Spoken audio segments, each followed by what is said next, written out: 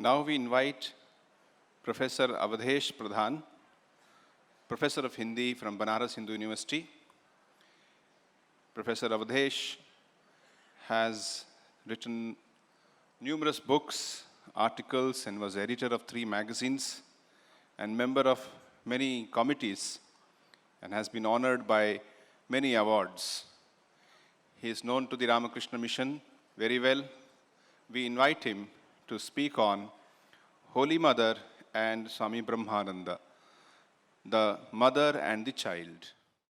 यथाग्निर्दाहिका शक्ति रामकृष्णे स्थिता हिया सर्वविद्या स्वरूपां तां शारदां प्रणमाम्यहम् कालिन्दे फुल्लकमले माधवेन क्रीडारत ब्रह्मानन्द नमस्तुभ्यं सद्गुरो लोकनायक।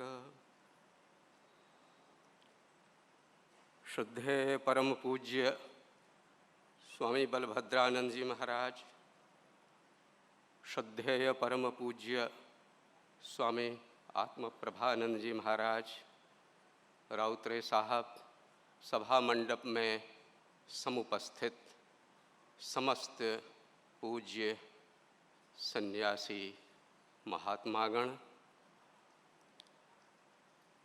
समस्त भक्तवृंद, ब्रह्मचारी वृंद, आप सबको मैं हृदय से प्रणाम करता हूँ। भुवनेश्वर मठ स्वयं स्वामी ब्रह्मानंद जी के हाथों स्थापित हुआ मठ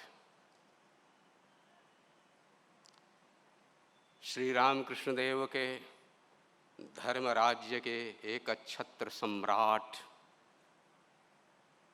की यह राजधानी, आनंद की राजधानी।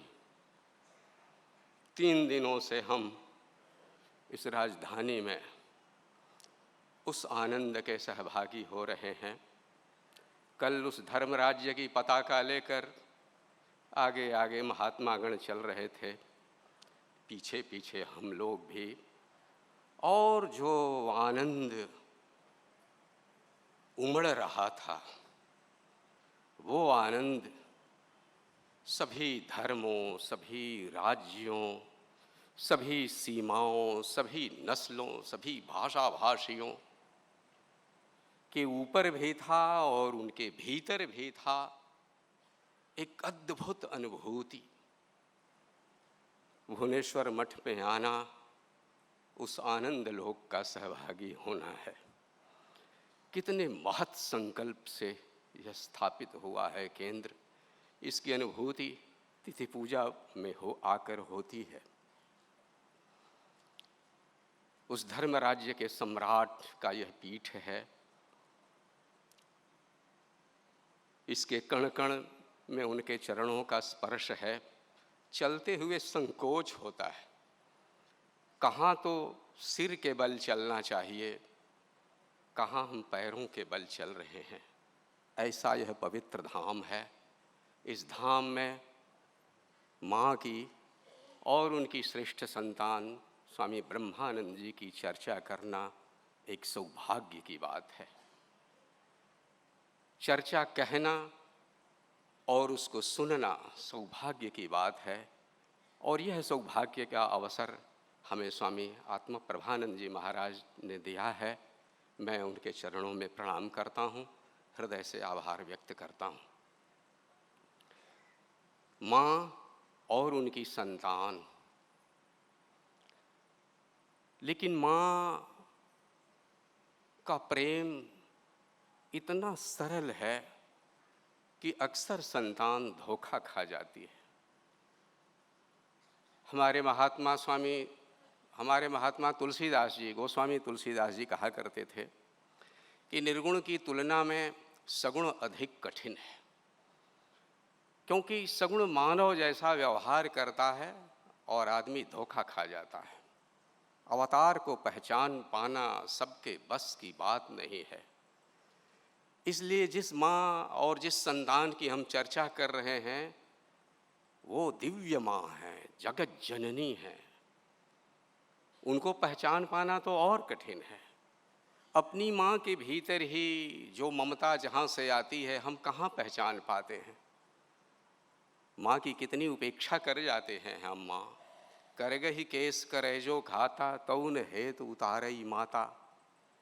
कबीरदास ने कहा है कि बच्चा माँ के केस हाथों में पकड़ के खींचता है, उसको अपने नन्हे नन्हे पैरों से मारता है, तो भी माँ अपना प्यार कम नहीं करती।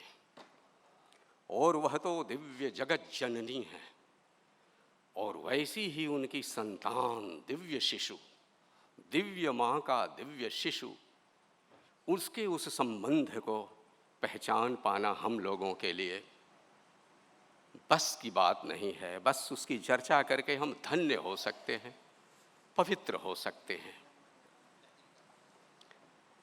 माँ स्वयं अपने शिशु का कैसे मूल्यांकन करती हैं? सब माँ के शिशु हैं। श्री रामकृष्ण देव के जो अपने त्यागी शिष्य हैं, वे उसकी अगली कतार में हैं, लेकिन उनमें भी माँ सबको अलग अलग ढंग से मूल्यांकन करती हैं। माँ कहती हैं, शरत और जोगीन मेरे असली केयर टेकर हैं, मेरी देखभाल करते हैं। राखाल उस तरह का नहीं है, वो मेरी घरेलू कठिनाइयों के साथ तालमेल नहीं बिठा सकता। सब संतान हैं, सबकी योग्यता भिन्न भिन्न है। राखाल मानसिक स्तर पर और दूसरे दूसरे तरीकों से मेरी देख रेख करता है, वो कुछ भिन्न सांचे में ढला है। हर संतान कुछ विशेष योग्यताओं के साथ, कुछ विशेष स्वभाव के साथ आई है, और माँ उसे ठीक ठीक जानती है।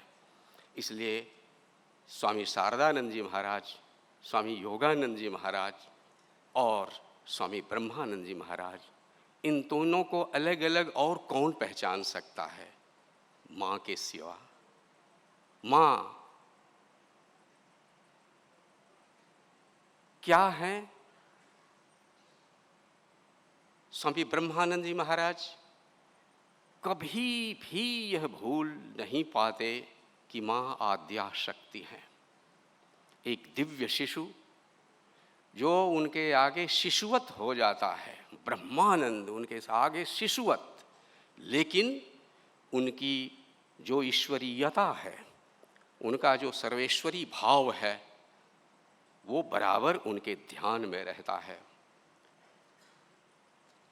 स्वामी ब्रह्मानंद स्वयं स्वभाव से इतनी उच्च स्थिति पर रहते हैं कि दुर्गम्य हैं, दिव्य भावापन्न हैं, लेकिन माँ के पास पहुँचते ही वो एकदम एक दूसरे भाव में आते हैं, थर थर काँपते रहते हैं और उनको साष्टांग प्रणाम करते हैं। माँ, लेकिन माँ की तरह उनका चिबुक स्पर्श करके दुलारती हैं, उनकी छाती पर, उनके सिर पर हाथ फेरती हैं, उनके माथे पर हाथ रखकर आशीर्वाद देती हैं, और राजा महाराज तुरंत वहाँ से हटकर अलग बैठ जाते हैं। एक बार ऐसे ही दृश्य का संस्मरण स्वामी ईशानानंद जी ने अंकित किया है। राजा महाराज बलराम बसु के घर से उद्बोधन में माँ को प्रणाम करने आए हैं। वे सीढ़ियों पर थर थर काँपते हुए चढ़ रहे हैं। माँ घूंघट डाले बैठी हैं। स्वामी ब्रह्मानंद जी साष्टांग प्रणाम करते हैं। माँ जैसा हर बार, वैसे ही उस बार भी उनकी ठुड्डी छूकर चूमती हैं माथे पर हाथ रखकर आशीर्वाद देती हैं। स्वामी ब्रह्मानंद जी पूछते हैं, माँ राधु कैसी है? तब माँ धीरे धीरे राधु की तबीयत का हाल बताती हैं और स्वामी ब्रह्मानंद जी का हाल पूछती हैं। और बस इतनी सी बात के बाद तुरंत स्वामी ब्रह्मानंद जी वैसे ही सीढ़ियाँ उतरकर गंभीर भाव से आकर स्वामी शारदानंद जी के कमरे में बैठ जाते हैं। माँ स्वामी ईशानानंद जी से एक प्लेट में बिस्कुट, मिठाइयाँ और संतरा सजाकर देने को कहती हैं। माँ वह प्लेट ठाकुर को निवेदित करती हैं और कहती हैं, जा इसे राखाल को दे आ। माँ ने जिह्वा के स्पर्श से उसे प्रसाद कर दिया था। स्वामी ईशानानंद जी ने आकर वो प्लेट स्वामी ब्रह्मानंद जी के हाथों में अर्पित की। स्वामी शारदानंद जी महाराज ने कहा, भाई माँ का प्रसाद तुम अकेले ग्रहण करोगे? उन्होंने कहा, तुम तो यहीं माँ के पास बराबर रहते हो, तुम अब फिर इसमें भी हिस्सा बटाना चाहते हो? थोड़ी देर बाद उन्होंने कहा, अच्छा लो भाई, तुम तो माँ के द्वारपाल हो, तुमको प्रसन्न रखना बहुत ज़रूरी है। तुमको प्रसन्न किए बिना तो माँ के कोई दर्शन नहीं पा सकता।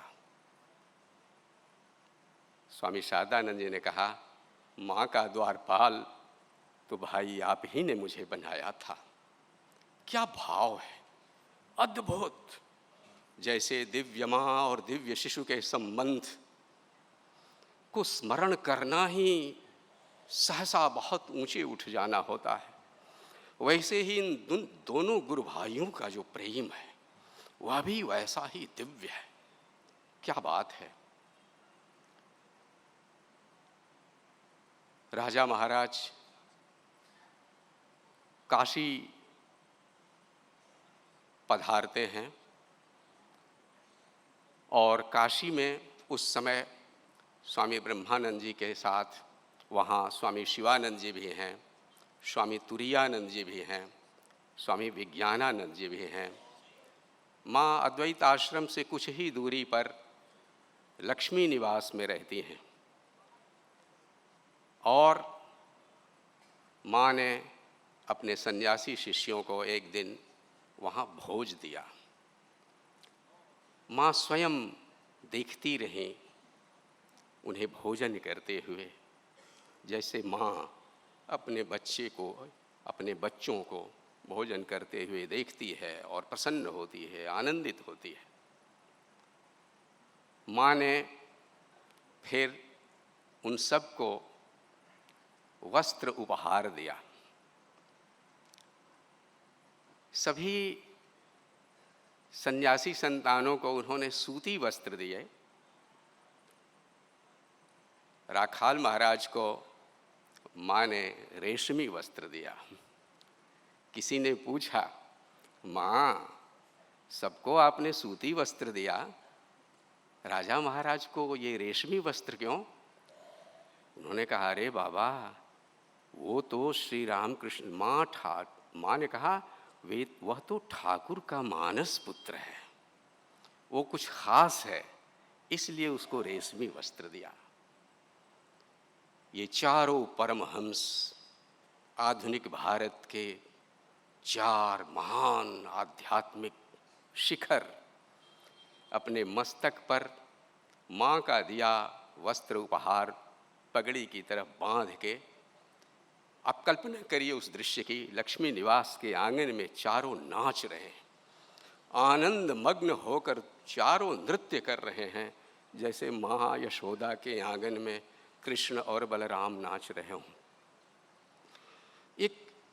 यह भी एक अद्भुत दृश्य है, उतना ही दिव्य है, उतना ही पवित्र और उतना ही दुर्गम। काशी में स्वामी ब्रह्मानंद जी के रहते समय का ही एक ऐतिहासिक प्रसंग है। श्री रामकृष्ण भावधारा के आंदोलन की दृष्टि से अत्यंत ऐतिहासिक, जब जगत जननी माँ ने स्वामी विवेकानंद द्वारा प्रवर्तित सेवा धर्म के ऊपर अपनी मुहर लगाई थी। 1912 नवंबर में जब माँ पधारी थी, उसी समय माँ ने घूम घूम कर सेवाश्रम के भवनों को देखा, वहाँ का कामकाज देखा। एक दृष्टि से और भी वह यात्रा उनकी ऐतिहासिक और महत्वपूर्ण है कि उन्होंने स्वयं अपने चित्र की वहाँ पूजा की और उन्होंने कहा, इसके बाद से बराबर यहाँ 2 फूल रोज देना। तो माँ से पूछा, माँ ने 10 रुपये वहाँ सेवाश्रम के लिए उन्होंने दान किए। किसी ने पूछा, माँ आपको सेवाश्रम का कामकाज कैसा लगा? माँ ने कहा, मैंने देखा कि यह सब कुछ ठाकुर का ही काम है। माँ लक्ष्मी स्वयं यहाँ निवास करती हैं। मेरी स्वयं इच्छा होती है कि मैं यहीं रह जाऊं। आप सब जानते हैं, जिन्होंने भी रामकृष्ण भावधारा के आंदोलन का अध्ययन किया है, बहुत ही गंभीर संघर्ष का, आत्मसंघर्ष का यह आंदोलन है। ऐसे ही यह नहीं प्रतिष्ठापित हुआ है। धर्म के इतिहास में भी यह एक महान घटना है। सेवा धर्म की प्रतिष्ठा ऐसे ही नहीं हुई। मास्टर महाशय के मन में तब भी एक संशय था। श्री रामकृष्ण देव ने तो ईश्वर लाभ को ही मनुष्य का परम लक्ष्य बतलाया था। उनके उपदेशों में तो ये सब बातें नहीं आती। कुछ ऐसा संशय तब भी रह गया था। स्वामी ब्रह्मानंद जी ने इशारे से पूछवाया, मास्टर महाशय, शायद कुमुदबंधु सेन जी ने कहा कि मास्टर महाशय, मालूम है ना, माँ ने कहा है कि यहाँ जो कुछ सेवा कार्य हो रहा है, जो कुछ रोगी नारायण की पूजा हो रही है, यह सब ठाकुर का काम है। आपका क्या कहना है? तब मास्टर महाशय ने कहा कि जब माँ ने कह दिया तब फिर मेरे कहने का क्या मतलब। ये माँ की स्वीकृति, जगत जननी की यह स्वीकृति, ये धर्म के इतिहास में एक ऐतिहासिक महत्व रखती है। और स्वामी ब्रह्मानंद जी ने विशेष रूप से, जैसी कि उनकी शैली थी, भाषण की शैली नहीं, अतिकथन की शैली नहीं, बल्कि संकेत की शैली, इन्हें बताओ कि माँ ने क्या कहा है। इस तरह काशी अद्वैत आश्रम सेवाश्रम में स्वामी ब्रह्मानंद जी ने रहते समय जो वहाँ आध्यात्मिक भावधारा की लहर उठाई, उसके बारे में आप अच्छी तरह जानते हैं। वो आध्यात्मिक लहर का उत्थान, उसका प्रवाह दिव्य माँ के दिव्य शिशु दोनों से जुड़ा हुआ है। अब अंतिम प्रसंग बेलूड़ मठ का, कि जब माँ दक्षिण भारत से पधारी, स्वामी ब्रह्मानंद जी ने उनके अद्वितीय अप्रतिम स्वागत का समारोह का आयोजन किया। माँ जब गाड़ी से उतरे तो कोई भी, तमाम भक्तों की कतार दोनों ओर से लगी होगी। माँ उनके बीच से गुजरेंगी, लेकिन कोई कतार तोड़कर उनके चरण स्पर्श नहीं करेगा जब तक माँ जाके कमरे में विराजमान नहीं हो जाती। माँ के उतरते ही आनंद ध्वनि हुई, मंगल कलश सजाए गए थे, आम्र पल्लव था, जल से भरा था मंगल कलश। स्वागत की ध्वनि हुई और भक्तों की कतार जो दोनों तरफ खड़ी थी, उन्होंने सर्व मंगल मांगल्ये शिवे सर्वार्थ साधिके का मंत्र पाठ किया और उसके बीच से माँ गुजर रही हैं। उसी समय सहसा एक व्यक्ति कतार के पीछे से दौड़ता हुआ आया। उसने माँ की चरण धूलि ली और उतनी ही तेजी से दौड़ के भीड़ में छिप गया। स्वामी ब्रह्मानंद जी एकदम आश्चर्यचकित चिल्लाए, कौन है, कौन है, पकड़ो इसे। वह व्यक्ति और कोई नहीं, स्वामी सुबोधानंद जी थे, खोका महाराज। और उनके इस बचपने पर सब लोग उतने ही उत्फुल्ल, हर्षोत्फुल्ल, सब लोग हंसने लगे। स्वामी ब्रह्मानंद जी की व्यवस्था के पीछे जो भाव है वो हमें आनंदमग्न कर देने वाला है। ठीक उसी तरह खोका महाराज के इस बचपने के भीतर जो भाव है, माँ के चरण, सारे नियमों को तोड़कर उनकी पगधूलि ले लेने का जो भाव है, वह भी अपना एक महत्व रखता है। और जब माँ बैठ गई कमरे में, तब सबने पंक्तिबद्ध होकर क्रमशः उन्हें प्रणाम किया। स्वामी ब्रह्मानंद जी के ऐसे प्रसंग हैं जब माँ के आने पर कीर्तन हुआ, नृत्य हुआ और स्वयं ब्रह्मानंद जी बार बार समाधि में इतनी गहराई से डूब गए कि उनके सामने प्रसाद रखा गया, हुक्का रखा गया, लेकिन उनको किसी चीज़ की सुध बुध नहीं रही। एक बार स्वयं माँ ने ही जब आके कहा, राखाल प्रसाद लो, तब स्वामी जी बिल्कुल सहज भाव में आ गए। स्वामी ब्रह्मानंद जी की ये जो बार बार भावलीन होने की, अंतरलीन हो जाने की दशा जितनी गंभीर है, माँ के स्पर्श से सहज हो लाने की दशा भी उतनी ही गंभीर है। समझ में आने लायक नहीं है। भुवनेश्वर मठ में आने से ठीक पहले जो अंतिम मुलाकात थी उनकी माँ से, वो 8 मार्च 1920 को उद्बोधन में माँ को प्रणाम करने गए।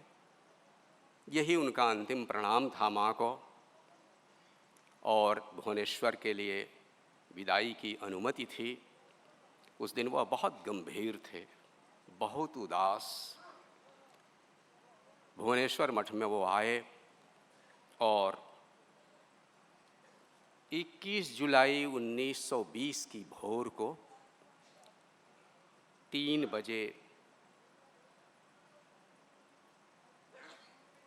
1:30 बजे वह जग गए। अपनी आराम कुर्सी पर शाल ओढ़े पड़े रहे, अत्यंत बेचैन, गंभीर। सूजी महाराज स्वामी निर्वाणानंद जी से उन्होंने बार बार कहा, मन बहुत बेचैन है, पता नहीं माँ कैसी हैं। वह रोज़ टहलने जाते थे, उस दिन वह टहलने भी नहीं गए। सूजी महाराज ने कहा, हुक्का लाऊं महाराज? वे कुछ नहीं बोले, एकदम गंभीर पड़े रहे। और बरामदे में सहसा उन्हें तार आया, खबर आई कि माँ अब नहीं रह गई।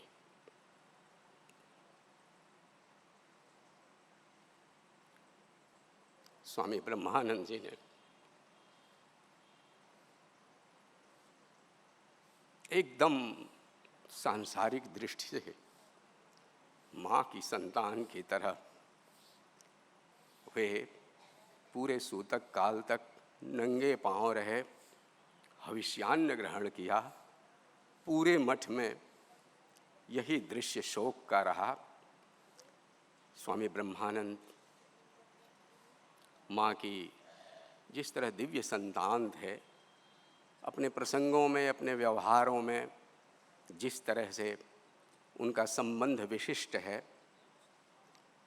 विशेष रूप से लक्ष्य करने की बात है कि अपने आध्यात्मिक व्यवहार में जो कुछ माँ का प्रेम है और माँ की जो गहरी करुणा है, उसको वह उस तरह जीते हैं। इन अर्थों में भी वे उनके दिव्य शिशु हैं। जैसे माँ के लिए सभी बच्चे, हिंदू हों, मुसलमान हों, अमी शोतेर माँ, अमी शोतेरो माँ, शरद की भी माँ हैं, अमजद की भी माँ हैं, ठीक उस तरह से स्वामी ब्रह्मानंद जी ने भी, अगर वह इस धर्म राज्य के अधिपति थे तो इस प्रेम की शक्ति से अधिपति थे, इस गहरी करुणा की शक्ति से उसके अधिपति थे। जहाँ सबके लिए अवारित द्वार था, सबके लिए द्वार खुला था, एक धर्म के इतिहास का बिल्कुल आधुनिक अध्याय, जहाँ हिंदू के लिए, मुसलमान के लिए, ब्राह्मण के लिए, चांडाल के लिए, वेश्याओं तक के लिए भी द्वार खुला है। सभी पापी, शापी, तापी जनों के लिए द्वार खुला है। कितने लोगों को उन्होंने शांति दी, ठीक माँ की तरह। वहाँ किसी की मनाही नहीं है। ये आधुनिक भारत के गणतंत्र का दिन है, लेकिन यह धर्म का गणतंत्र जो ठाकुर माँ स्वामी जी के भीतर से आया और जिस गणतंत्र के वह अधिपति हुए, हम भगवान से प्रार्थना करते हैं कि हमारा यह राजनीतिक गणतंत्र भी काश किसी धर्म के गणतंत्र की तरह ही अवारित द्वार हो, उन्मुक्त द्वार हो, और भारत के सभी कोटि कोटि जनों के लिए, हिंदुओं के लिए, मुसलमानों के लिए, अछूतों के लिए, स्त्रियों के लिए, पुरुषों के लिए, आदिवासियों के लिए, बच्चों के लिए, वृद्धों के लिए, असमर्थों के लिए, सभी भाषा भाषियों के लिए अवारित द्वार हो। उतनी ही गहरी करुणा और उसमें उतनी ही गहरी महानुभूति हो। काश कि इस धर्म राज्य का प्रकाश इस आधुनिक गणराज्य के ऊपर पड़े और उस प्रकाश में इस गणराज्य का संचालन हो। हम भगवान से प्रार्थना करते हैं कि माँ हमारे त्रिताप दग्ध चित्त में प्रेम की वह एक बूंद डाल दें, उससे सिंचित करें, जिससे सदा सदा के लिए चित्त में शांति हो। और यह शांति हमारे हृदय तक ही न हो, बल्कि इस समूचे देश में हो। माँ के प्रेम की बूंद तो सीमा नहीं जानती। इस धर्म राज्य का प्रेम और उसकी करुणा भी कोई सीमा नहीं जानती। इस गणराज्य में किसी को किसी दूसरे राज्य में, किसी दूसरे देश में जाने की धमकी नहीं दी जाती। ये धर्म का वह गणराज्य है।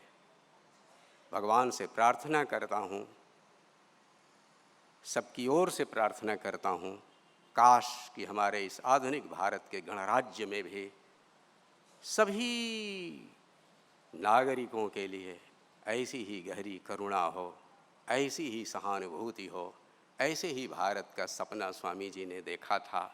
और ऐसा ही भारत सारे विश्व के लिए भी एक आश्वस्ति बन सकता है, एक सांत्वना देने वाला देश बन सकता है। इन्हीं शब्दों के साथ मैं दिव्य माता और उनके दिव्य शिशु के चरणों में प्रणाम करता हूँ और आप सबको नमस्कार करता हूँ। नमस्कार। A talk on how Swami Brahmananda Ji looked upon Holy Mother and their divine mother and child relationship. That was Professor Avadhesh Pradhan from BHU Varanasi.